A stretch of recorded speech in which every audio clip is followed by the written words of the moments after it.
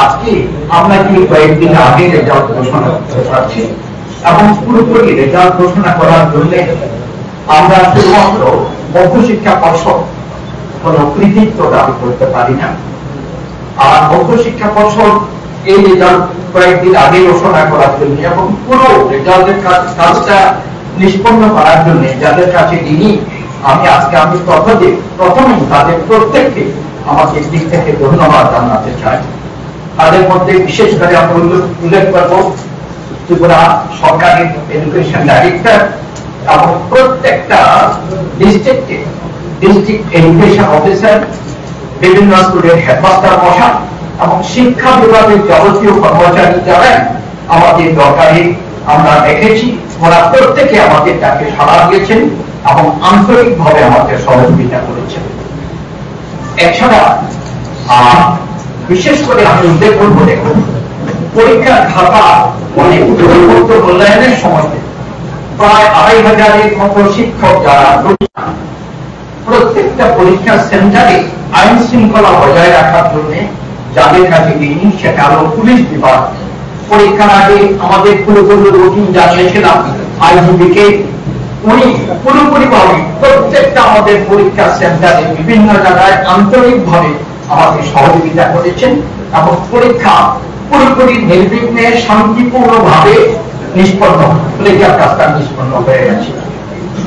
আজকে আমাদের বোর্ডে যারা কর্মচারী ছিলেন, সিবিএসই রেজাল্ট ঘোষণার পর আমাদের এক্সপেকটেশন অনুযায়ী, আশা অনুযায়ী রেজাল্টটা হয়নি বলে প্রত্যেকে মানসিক ব্যথা পেয়েছিলাম এবং পরে ভেবেছিলাম এই সিবিএসই রেজাল্টে যেটা আশানুরূপ হয়নি তার সরকার পর্ষদের রেজাল্ট ততটুকু খারাপ হয়নি।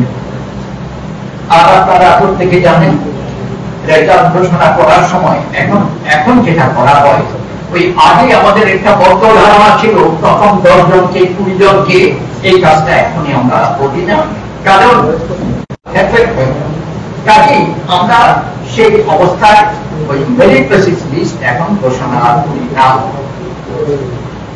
এবার মধ্যশিক্ষা পর্ষদ, আমাদের ত্রিপুরা মধ্যশিক্ষা পর্ষদে মাধ্যমিক পরীক্ষা দিয়েছিল 87.54%।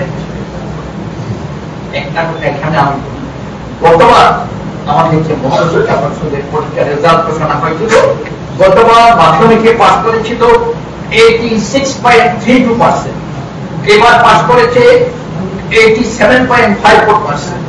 দেখতে পাচ্ছি রেজাল্টটা আমরা বোধহয় 1% একটু বেশি বেটার রেজাল্ট করেছি। 957, 17,957 ছেলেদের চেয়ে আমাদের এখানে মেয়েরা অনেকটা এগিয়ে। আর আমাদের এখানে 100% যে পাস করেছে, আমি প্রথমেই বলেছিলাম 1083টা স্কুলের ছেলে মেয়েরা মাধ্যমিক পরীক্ষায় বসেছিল, তার মধ্যে 100% পাস করেছে 310টা স্কুলের 300। তার মধ্যে রেজাল্টের দিক থেকে যদি আপনারা ডিস্ট্রিক্ট ওয়াইজ দেখেন তাহলে দেখব এবার মাধ্যমিক পরীক্ষায় ফার্স্ট হয়েছে গোমতী ডিস্ট্রিক্ট, হয়েছে সাউথ ডিস্ট্রিক্ট, সামান্য ডিফারেন্স। সাউথের রেজাল্ট হলো 12 যে রেজাল্ট। এখানে দেখুন আমাদের মোট পরীক্ষা দিয়েছিল 408 স্কুল, 408টা স্কুলে মোট পরীক্ষার্থীর সংখ্যা ছিল 25,350 জন, 25,350। তার মধ্যে পাস করেছে 20,095 জন।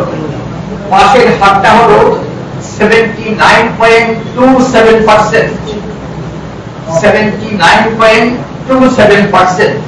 আর গতবার 12 পাস করেছিল 83.52%। গতবার 12 একটু বেশি পাস করেছিল, এবার একটু কম করেছে। আর গতবার এই যে 25,000, আর এবার যে 25,350 জন পরীক্ষা দিল, তার মধ্যে পাস করেছে মেল ছিল, মানে পুরুষ পরীক্ষার্থী ছিল 12,015 জন যারা পরীক্ষা দিয়েছে। 25,350-এর মধ্যে 12,015 জন মেল পরীক্ষার্থী। আর ফিমেল ছিল 13,334 জন, 13,334। ফেল করেছে 13টা স্কুল, শতকরা 100% ফেল করে গেছে। 12 ডিস্ট্রিক্ট ওয়াইজ যে রেজাল্ট 12 সেটা ফার্স্ট হয়েছে সিপাহীজলা 84.25%, সিপাহীজলা ফার্স্ট। সেকেন্ড হয়েছে ওয়েস্ট ডিস্ট্রিক্ট 82.97%, আর থার্ড হয়েছে সাউথ ডিস্ট্রিক্ট 82.91%। খুবই কম। তবে first second third Sepahijala, west district এবং সাউথ ডিস্ট্রিক্ট।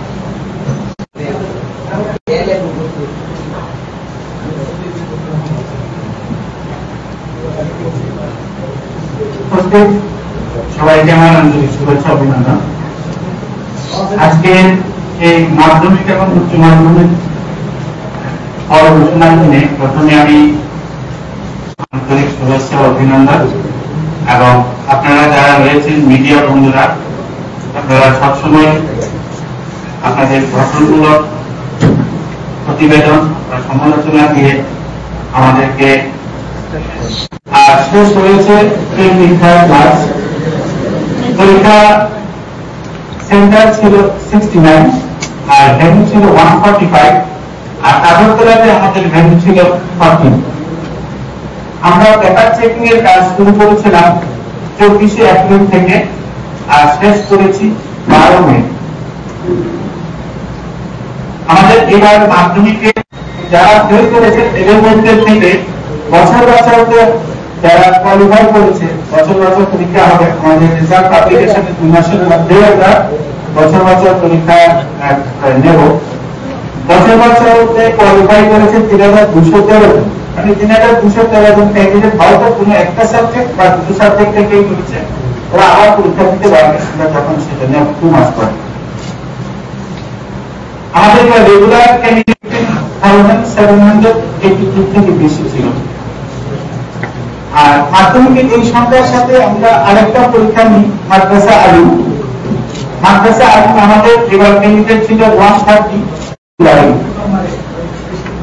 আর আরেকটা ইনফরমেশন যেটা ইম্পর্টেন্ট দেওয়ার কথা, এবার আমাদের মাধ্যমিকের সংশোধনাগার থেকে হাই স্কুল, ওই স্কুলের একজন ক্যান্ডিডেট যে ছিল কিন্তু সে পাস করেছে। সেটা স্কুলের নামটা আরেকবার আনন্দ মোহন হাই স্কুল, ধলাই ডিস্ট্রিক্ট। আর 100% সাকসেস স্কুলের সংখ্যা ছিল 310, আর 100% ফেইলিং স্কুলের সংখ্যা ছিল 16। আর টিটিএলসিতে এবার আমাদের পাশের হার ছিল 85.01%। তো এই 85.01% আমাদের যে অ্যাবস্ট্রাক্টেড আছে, অ্যাবস্ট্রাক্টের সমস্ত আমি যে জায়গাগুলো বলছি গত বছর থেকে, মানে আমাকে সেটা কোড দেখে বলতে হবে। এটা এই কমিশন নাম কতভাবে আচ্ছা আমার কাছে আমি জানি বুঝছি।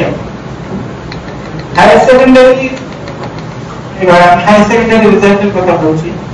গত বছর আমাদের হায়ার সেকেন্ডারি ক্যান্ডিডেট ছিল 33,452, আর পাশের পার্সেন্টেজ ছিল 83.25%। এটা 2023-এর কথা বলছি।